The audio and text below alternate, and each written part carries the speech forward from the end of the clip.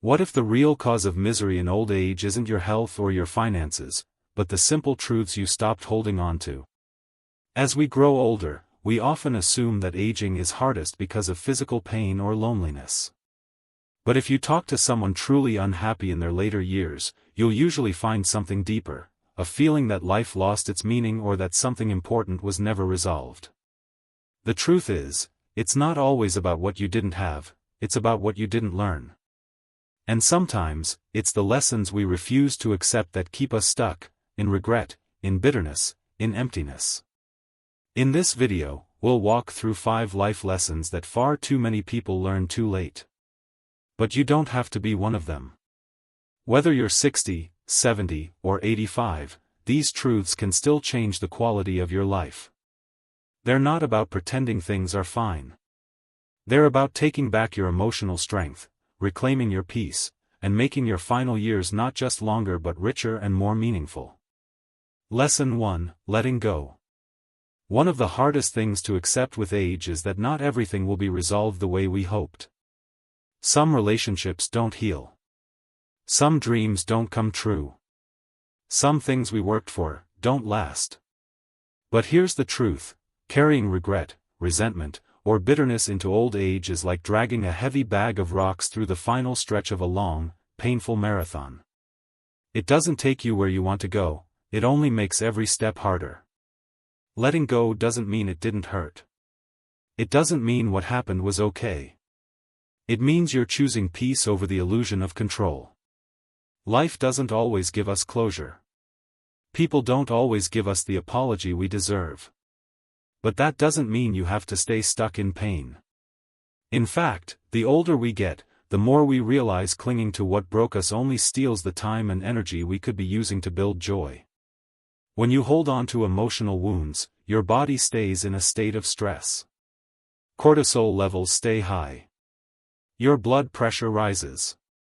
And most of all, you disconnect from the present moment. You live in the past, replaying arguments, regrets, and what-ifs. But none of that can be changed. What can change is how you carry it. Take Joyce, for example. She's 79. She spent nearly 20 years resenting her brother for not coming to their mother's funeral. Every birthday, every Christmas, she felt that ache. But one day, after a quiet talk with a friend, she said something inside her shifted. "I just got tired," she said. Tired of being angry. Tired of waiting for something that was never going to happen. She didn't call her brother. She didn't write him a letter. She just made peace within herself. And she told me, the next morning, "I felt 10 years lighter." That's the real gift of letting go. You don't do it for them. You do it for you. So, ask yourself honestly. Is this pain helping me live better today, or is it stealing from the time I have left? Because peace doesn't just happen at the end of life. It's something you build, through choice, forgiveness, and sometimes, just by walking away. Lesson 2: Asking for help. As we age, one of the most dangerous lies we believe is, "I have to handle everything on my own." Maybe it's pride. Maybe it's the way we were raised, where asking for help felt like weakness. Or maybe it's just the quiet fear of becoming a burden. But here's what we forget. Refusing help doesn't make us stronger. It just makes life lonelier, riskier, and more exhausting than it needs to be. There's a quiet kind of suffering that comes from pretending everything's fine when it's not. You smile through the pain. You carry the groceries even when your back is screaming. You say, "I'm okay," when your body, your heart, or your finances are clearly not okay. And over time, you start to isolate.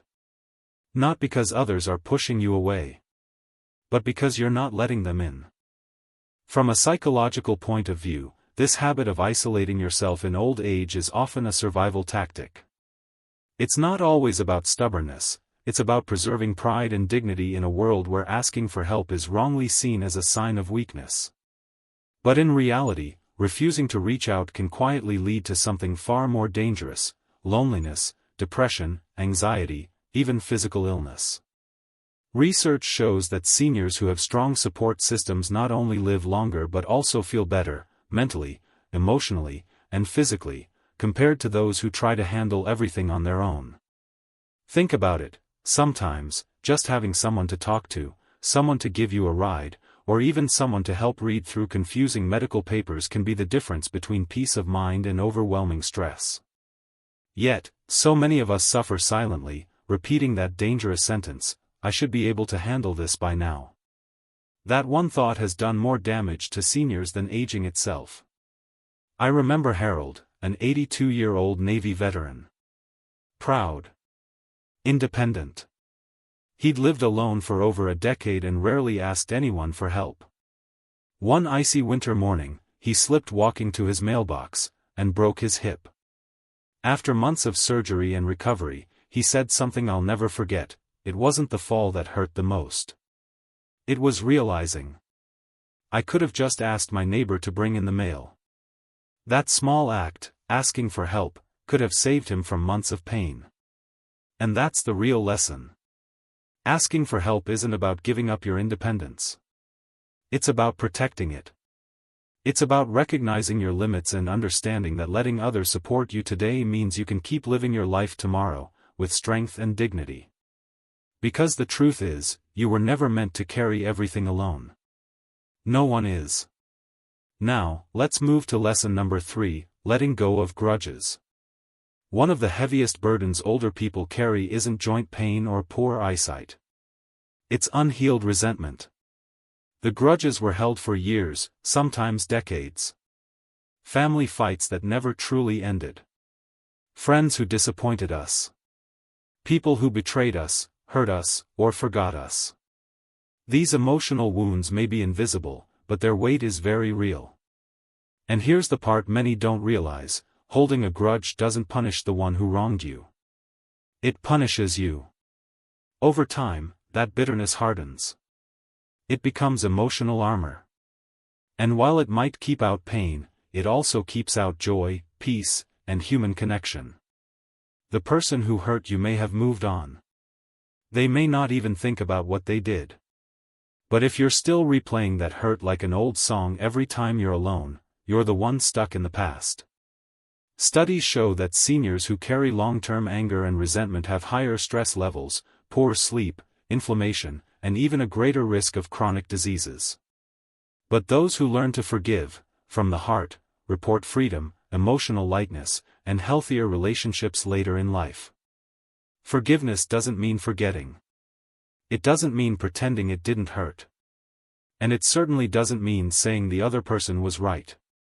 It means deciding not to let the pain control the rest of your life story. It's saying, "I won't let what they did shape my future." Because as we get older, our time becomes more precious. The days ahead are fewer than the days behind. So the question is, do you really want to spend those days reliving old wounds? Or would you rather spend them creating peace, inside your heart? I once knew a woman named Lorraine. She was 79 and hadn't spoken to her sister in over 30 years. No one even remembered what the fight was about. One day, she sat down and wrote a simple letter: "I don't remember exactly what we argued about. I just know I miss you." A week later, her sister called. They laughed. They cried. They shared 3 beautiful years together before her sister passed. 3 years. A whole new chapter. All because one person chose to let go. If Lorraine had waited, those final 3 years may never have happened. 3 precious years of laughter, healing, and togetherness, all because she decided to lay the burden down. You see, grudges might feel like protection, but in truth, they're prisons. And the key to the door? It's already in your hands. You don't need to wait for someone to say sorry. You don't need them to explain or fix it. You can decide, right now, to release that anger. Not for them, but for you. Because you deserve peace. You've earned peace. Don't let resentment steal even one more good moment from your life. Lesson number 4, asking for help without shame. For many older adults, one of the most painful experiences isn't physical decline or financial stress. It's the silent struggle of needing help, but feeling too ashamed to ask for it. Somewhere along the line, we were taught that strength means doing it all ourselves, even when it hurts. That independence is a badge of honor, and asking for help is weakness. But let me ask you something, would you ever call a friend weak because they needed support? Would you think less of your neighbor for needing a hand? Of course not. So why are we so hard on ourselves? Why do we suffer in silence instead of reaching out to the very people who want to be there for us? The truth is, needing help as we grow older is normal. It's human. Our bodies change. Our energy shifts. Life becomes more complex. But the more we avoid asking for help, the more isolated we become. And that isolation, it's not just lonely. It's dangerous. It's been linked to everything from heart disease and high blood pressure to depression and memory loss. The shame we carry around vulnerability is outdated. Generations ago, people didn't live this long. They didn't deal with today's complexities, the healthcare systems, the digital technology, or the loneliness of kids who live far away. And yet we expect ourselves to just figure it out. It's an impossible standard.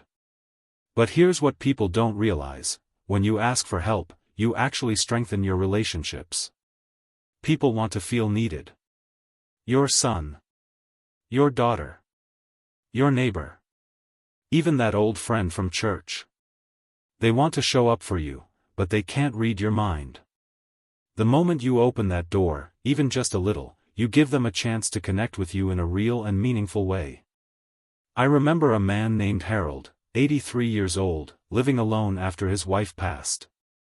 He hated asking his daughter to take him to the grocery store. He felt like a burden. But one day, he asked. And do you know what she told him? "Dad, that trip is the best part of my week." What he thought was an inconvenience became their ritual. It became their moment to laugh, share stories, and simply be together. What Harold thought was a burden turned out to be a blessing.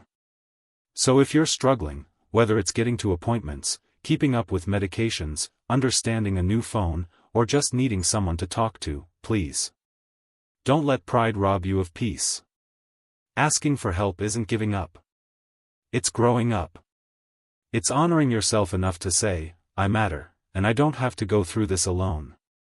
If you're still watching this video and finding these insights valuable, please comment number 4 below to let us know you're here. And if you haven't subscribed yet, we invite you to hit that button and turn on the bell so you never miss another video that helps inform and inspire. When we try to control what's no longer ours to manage, we end up pushing away the very people we love the most. That grip, tight and anxious, creates tension inside our hearts and in our relationships. Letting go doesn't mean we're giving up. It means we're loosening our emotional hold on things that life never asked us to carry forever. It's about accepting that the world keeps spinning, even when it doesn't spin in the way we hoped or imagined. True peace doesn't come from everything going our way. It comes from learning to remain steady, even when it doesn't. Let me share a real story. There was a woman named Carol, 79 years old. She used to get deeply upset every time her son ignored her advice. She would worry for days, lose sleep, and it would strain their conversations. But then, after a heartfelt talk with her pastor, she tried something different. Every time the worry returned, she would pause, take a breath, and gently remind herself, "He's living his life now. And I've lived mine." That small shift didn't stop her from caring, but it did stop her from suffering. Over time, her relationship with her son improved. More importantly, she felt lighter inside. This kind of emotional surrender isn't easy. It takes practice. It takes kindness toward yourself. And it takes trust, that even if life doesn't follow your script, it can still be meaningful, beautiful, and worth waking up for. When we release our need to manage everything and everyone, we create space for peace, for laughter, for grace, for love. None of those things require perfection. They only ask that we show up, open and present. You've made it this far in life not because you controlled every detail, but because you adapted. You endured storms. You let go when it mattered. That wisdom is still within you. Trust it. Because sometimes the best thing you can do, for yourself and for the people you love, is release your grip and choose calm over control. Final thoughts. After 70, life isn't about chasing youth or proving your worth. It's about deepening your understanding of who you truly are. It's about making peace with your past and protecting your emotional well-being from silent traps like comparison, regret, resentment, or unrealistic expectations. These 5 life lessons, avoiding comparison, setting boundaries, embracing solitude, staying open to change, and letting go of control, aren't just nice ideas. They're tools. Tools you can use to move through this chapter of life with more peace, more confidence, and more joy than you thought possible. You see, misery in old age doesn't come all at once. It creeps in, through thoughts you never questioned, through expectations that no longer serve you, and through the regrets you've held onto for too long. But here's the truth, you still have power. You still have a choice. Every single day, you get to decide how to think, where to focus your energy, and how you want to feel. And sometimes, that change starts with something simple, remembering a lesson life tried to teach you long ago, and this time, deciding not to forget it. There's no age limit on growth. No deadline on wisdom. And there's no expiration date on your ability to change your mindset and create a life that feels right to you. You've already survived things others wouldn't even understand. You've loved, you've lost, and you've endured. And now, you deserve peace, not pressure.